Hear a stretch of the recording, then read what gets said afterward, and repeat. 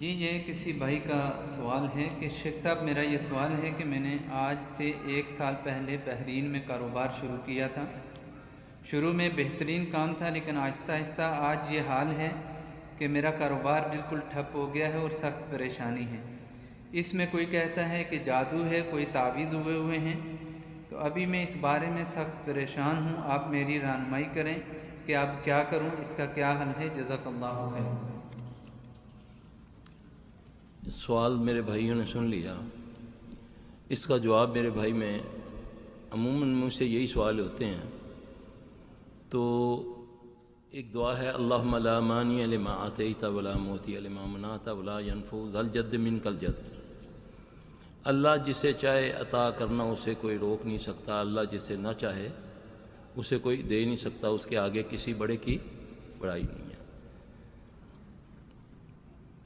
جتنا بھی جو انسان اس میں لگ جائے کہ مجھے پتہ چلے کہ مجھ پر کیا ہوا ہے، جادو تو نہیں ہوا، کوئی جن نے تو نہیں کوئی اس کا اثر کر دیا، یا کوئی حسد تو نہیں ہوگی، وہ اس ٹو میں لگ جاتا ہے تو وہ بھی ساری زندگی اسی ٹو میں لگا رہتا ہے۔ بڑا ہی شارٹ کٹ اللہ نے راستہ بتایا ہوا ہے قرآن میں کہ جب بھی تمہیں کوئی تکلیف پہنچے تو تم نے کیا کرنا ہے۔ سورہ نوح کے اندر ایک بزرگ کا نام میرے ذہن سے نکل رہا ہے، ان کے پاس سے ایک بندہ آتا ہے، عرض کرتا ہے کہ شیخ کاروبار تباہ ہو گیا ہے، بھوک پھاکے ہو گئے ہیں، تو کچھ فرمائیں۔ انہوں نے کہا کہ جاؤ جا کر استغفار پڑھو۔ اچھا، تھوڑی دیر کے بعد ایک اور آتا ہے، شیخ خشک سالی ہے، بارش کی اشد ضرورت ہے، بارش کی ضرورت ہے، دعا فرمائیں کہ اللہ بارش دے۔ فرمایا جاؤ جا کر استغفار پڑھو۔ تیسرا آتا ہے، شیخ اتنا عرصہ ہو گیا شادی ہوئی، اولاد نہیں ہے، تو فرمایا جاؤ جا کر استغفار پڑھو۔ اب ایک کوئی میرے جیسا کم علم بیٹھا ہوا تھا، اس نے بولا حضرت آپ کو کچھ اور بھی آتا ہے؟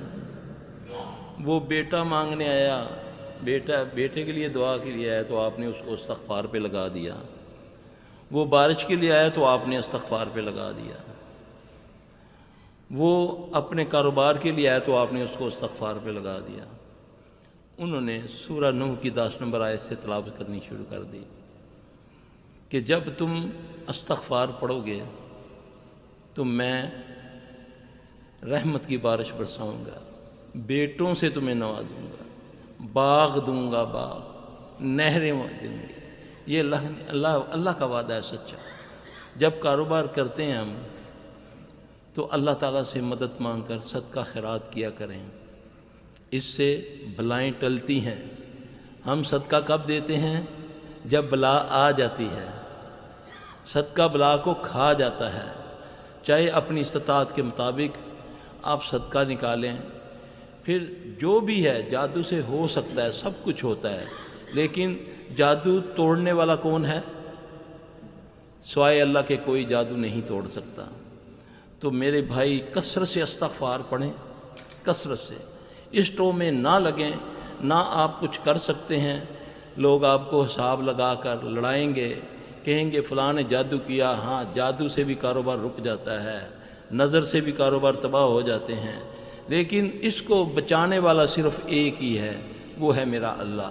تو جب وہ طریقے ہمارے پاس قرآن اور حدیث میں موجود ہیں، ہم اگر اس میں لگ جائیں گے تو بہت جلدی ہمارے معاملات صحیح ہو جائیں گے۔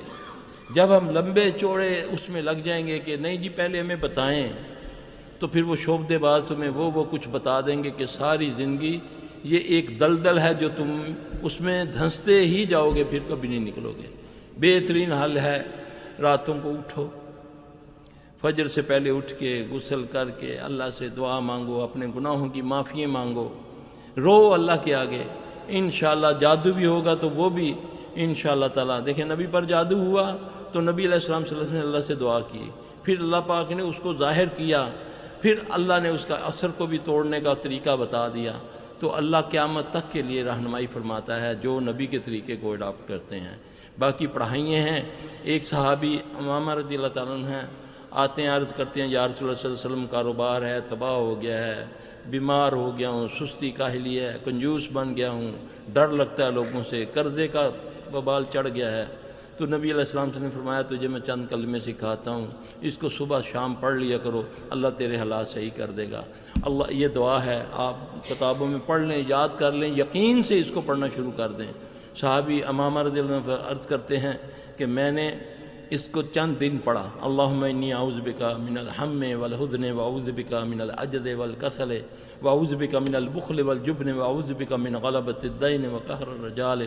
تو اللہ تعالیٰ نے میرے حالات کو سنوار دیا.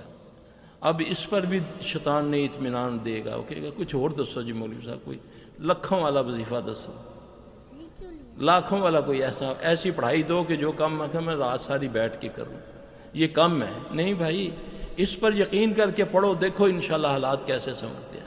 خود سامنے آ جائے گا جو کچھ ہوگا. جادو بھی ہوگا تو میرے رب نے ہی اس کو ظاہر کرنا ہے، اسی نہیں توڑنا ہے، کیونکہ علیم بذات صدور وہی ہے، وہی دلوں کو بھی دلوں کے بھیتوں کو بھی جانتا ہے، اور سارے بھیت اس سے کوئی چیز پوشیدہ نہیں ہے. تو جب اس کی طرف رجوع کریں گے تو اللہ تبارک تعالیٰ آسانیاں پیدا فرمائے گا. کثرت سے استغفار پڑھنے سے بھی رزق بڑھتا ہے انشاءاللہ.